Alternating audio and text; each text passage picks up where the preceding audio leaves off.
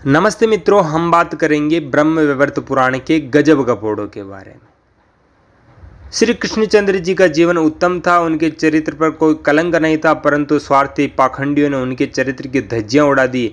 महाभारत का प्रमाण है कि वो ब्रह्मचर्य का पालन करके प्रद्युम्न जी महाराज को पैदा किया। ऐसे बड़े महान विद्वान की धज्जियां उड़ाते हुए इन पाखंडियों को शर्म नहीं आई।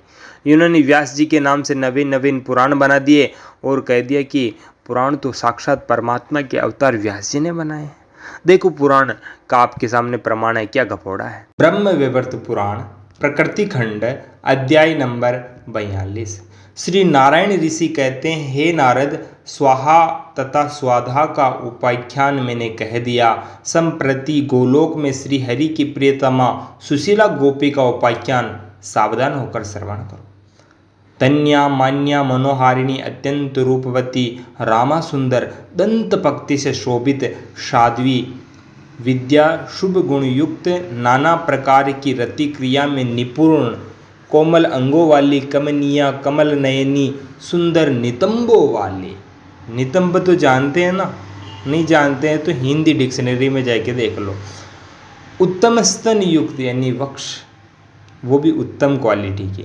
श्यामा न्युग्रोध परिमंडला यानी जिसके कूच द्वय कठोर हो, स्थूल नितंब हो और कटी प्रदेश क्षीण हो। प्रसन्न मुख वाली रत्नभूषण भूषिता श्वेत वर्ण चंपा के पुष्प के समान शुभ व्रणा मरगनयनी काम शास्त्र में निपुण कामिनी हंस गामिनी कृष्ण भाव में अनुरक्त कृष्ण के भाव को जानने वाली रासेश्वरी रास लीला रस से अभिज्ञा रसिका राधा की प्रधान सखी पक्व बिंब फल के समान वर्ण वाले होठों से शोभित रसज्ञा रसिका रास लीला में राशेश्वर कृष्ण के प्रति उसके रसपानार्थ उत्सुक यह सुशीला गोपी थी। ये उनकी गोपी सुशीला है। उस सुशीला गोपी की जो क्वालिटी है वो बताई हुई है। इतनी जबरदस्त क्वालिटी है, नितंब कठोर स्थूल स्तन, इतनी जबरदस्त चीज़ें हैं, तो फिर आगे क्या होता है आप ही देखिए। यह सुशीला गोपी थी। पूर्व काल की बात है, वह राधा को कृष्ण की दाहिनी गोद में बैठी दिखाई दे गई। उस समय राधा को समागत देख मधुसूदन ने भय से अपना मुख नीचे कर लिया। मधुसूदन ने सुशीला के पास थे, राधा को देख करके अपना मुख नीचा कर लिया, यानी कि वो भी मानते थे कि ये सब गलत काम। आगे, गोपीगण से प्रवर मानिनी क्रोध से रक्त मुख रक्त कमल के समान नेत्रों वाली कोप से जिसके अंग कांप रहे थे, कोप रूप कोप दर्शना कोप क्रोध पूर्वक निष्ठुर वचन कहने हेतु उद्यत जिसके अधर क्रोध से कांप रहे थे, ऐसी राधा को वेग से अपनी ओर आते देखकर प्रभु मधुसूदन ने इस समय आसन्न विरोध भय के कारण वहां से अंतर्हित यानी कि गायब हो गए। भागता कौन है, अच्छा काम करने वाला या गलत काम करने वाला? ये है पुराणों के पोपची के कारनामे, ये लिखा है इन्होंने। अब आगे, जब सुशीला ने शतवाधार शांत मनोहर कृष्ण को पलायित देखा, तब वह भय से कांपती हुई वह भी अंतर्ध्यान यानी वो भी गायब हो गई।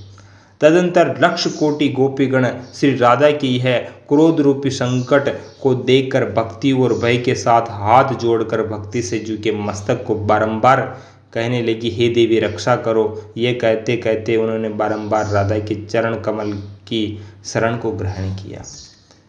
ये है ब्रह्म वैवर्त पुराण की लीला। ये लीला ऐसी है, सुशीला गोपी जिसके जबरदस्त स्तन थे, सुंदर नितंब थे, वो रति क्रिया में निपुण थी। जब वो गोद में बैठेगी तो फिर राधा को गुस्सा आएगा ना। ये गोलोक नहीं है, ये इतना जबरदस्त दंगा करवाने का कार्यक्षेत्र है।